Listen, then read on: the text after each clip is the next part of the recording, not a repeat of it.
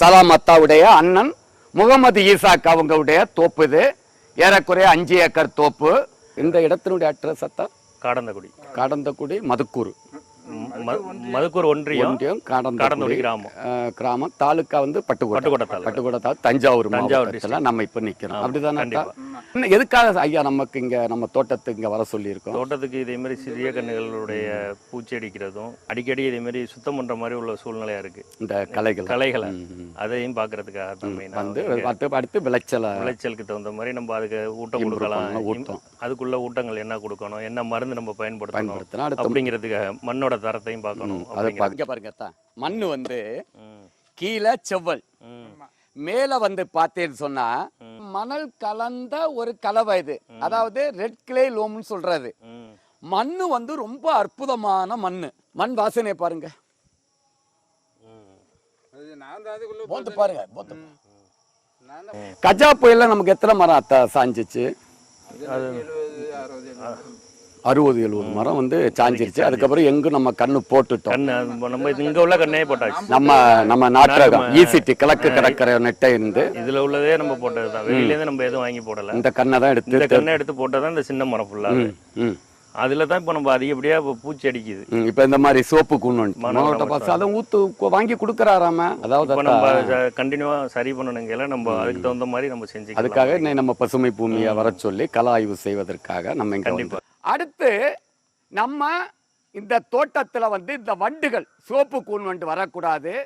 இந்த மரத்தை எப்படி பாதுகாக்கிறது? முதலத்தா செய்ய வேண்டியது தென்னையினுடைய கழிவுகள் தான் தென்னைக்கும் பிள்ளைக்கும் உரம்.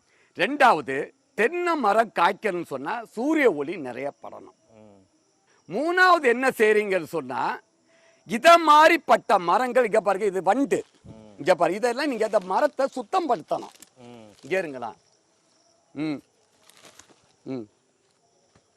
இங்க இருங்களா வண்டு. இத நீங்க இது வெட்டி அப்புறப்படுத்தி மற்ற மரங்களுக்கு பரவாம இருக்க இத வெளியில போட்டு கொளுத்தணும். அதாவது ஆமா, உள்ள போட்டு கொளுத்த கூடாது. நிறைய இருக்கு, காது வச்சு கேட்டேன்னு சொன்னா இங்க பாருங்க விவாஸ், இதுதான் சிவப்பு கூனுடைய பாதிப்பு. இங்க இருக்க இது கூட்டுப்புழு, இத பாருங்க வெள்ளையா தெரியுது ஐயா. இதுக்கு 4 பருவம் உண்டு ஐயா. ஃபர்ஸ்ட் தாய்ப்பூச்சி எங்கெங்க அசடுகள் இருக்கோ, எங்கெங்க காஞ்ச மட்டைகள் இருக்கோ, எங்கெங்க காயங்கள் இருக்கோ அங்க தாய்ப்பூச்சி முட்டை போடும். அந்த தாய்ப்பூச்சி முட்டை பொறிச்சு புழுவா மாறிடும். புழு கூட்டு புழுவா மாறிடும். அந்த புழு தான் நம்ம இப்ப பார்த்தோம். பருவத்துக்கு பிறகு தாய்ப்பூச்சியா மாறி எங்கும் முட்டை போட்டு தோப்புகளை அழிச்சிடும். அப்ப முதல் ஐயா செய்ய வேண்டியது, எந்தெந்த மரம் டேமேஜ்ல இருக்கோ இத வந்து எல்லாத்தையும், இந்த பாய்ச்ச மரங்கள் எல்லாத்தையும் அப்புறப்படுத்தலாம் தான். அடுத்து மரங்களை களை எடுக்கணும் தான். நம்ம களை எடுக்கிறத எப்படி நான் ஒண்ணு காமிக்கிறேன். நல்ல அருவாவை தீட்டி இந்த பண்ணாடை இங்க இருங்க, இது இந்த காஞ்சது இதை எல்லாத்தையும் எடுத்துடணும். இது எல்லாத்தையும் கம்ப்ளீட்டா எடுத்துடணும். எல்லாம் எடுத்துட்டு ஐயா மேல வரைக்கும் ஏறணும். மேல வரைக்கும் ஏறி கம்ப்ளீட்டா இதெல்லாம் எடுத்துடணும். எடுத்து இந்த கீங் ஓலை இருக்குன்னு இதெல்லாம் எடுத்து விடணும். மற்ற இடுக்குகள்ல இனி வண்டுகள் வராம இருக்க 1 கிலோ அங்குசம் உப்பை போடுறோம். 1 கிலோ அங்குசம் போட்டுக்கிட்டு எல்லா மரத்துக்கும் வெள்ளை அடிக்கணும். எல்லா மரத்துக்கும் வெள்ளை அடிக்கணும்.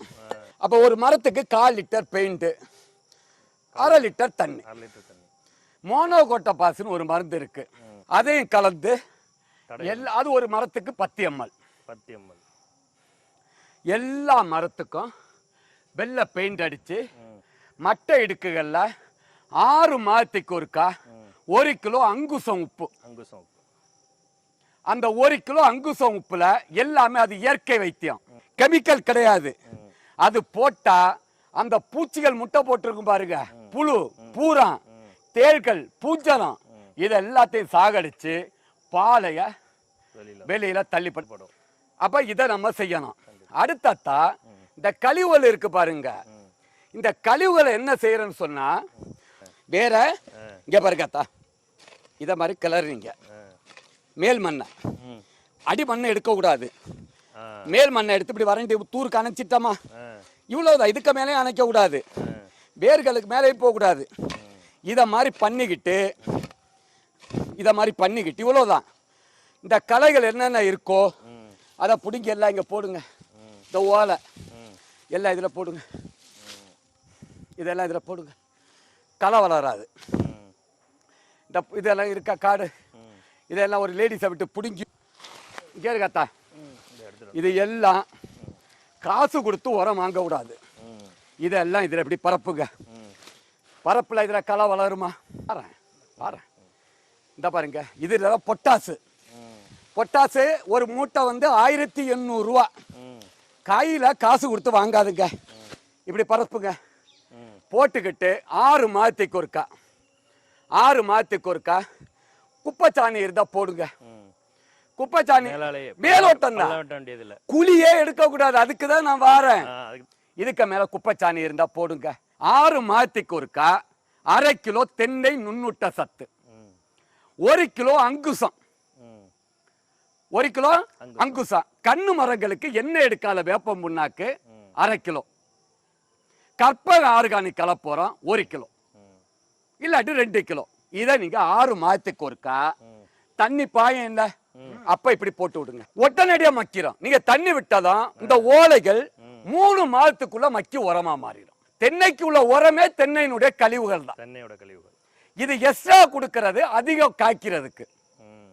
100-150 காய்கள் காய்க்கணும்னு சொன்னா கழிவுகள் போதும். அந்தந்த மரங்கள்ல விழுகிற ஓலைகள் அந்தந்த மரத்துக்கு வரும். அப்ப நீங்க உரக்கடையை தேடி போக வேண்டியதில்லை, குப்பைச்சாணியை தேடி போக வேண்டியதில்லை. கொடுக்குது. வருஷத்துக்கு ஒரு தடவை குப்பைச்சாணி வைக்க முடியலையா, செவ்வரி ஆட்டுக்கடை. 100 வருஷம் இந்த தென்னை மரம் இருந்தாலும் நீங்க இங்கதான் போட்டுக்கிட்டே வரணும். அதோட கழிவு அதுக்கிட்டே போட்டு இது அப்படியே சாப்பிட்டு மக்கி மண்ணு கருப்பா மாறிடும். மண்புழுக்கள் கபடி ஆடிக்கிட்டு இருக்கும், உழுதுகிட்டே இருப்பா. 1 மீட்டர் ஆழம் போவோம், 1 மீட்டர் மேல வரும் மண்புழு.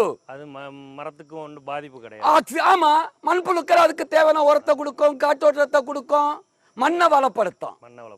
ஐயா, நான் இனி இங்கிட்டு வந்த பிறகு உயர்திரு முகமது ஈசாக் ஐயாவுடைய தோப்பை பார்த்து இந்த கிராமமே மாறணும். இந்த கலாய்வு எதுக்கு இதை செய்யறேன்னு சொன்னா, விவசாயிகளை முன்னுக்கு கொண்டு வந்தாதான் நாடு வல்லரசா மாறும்.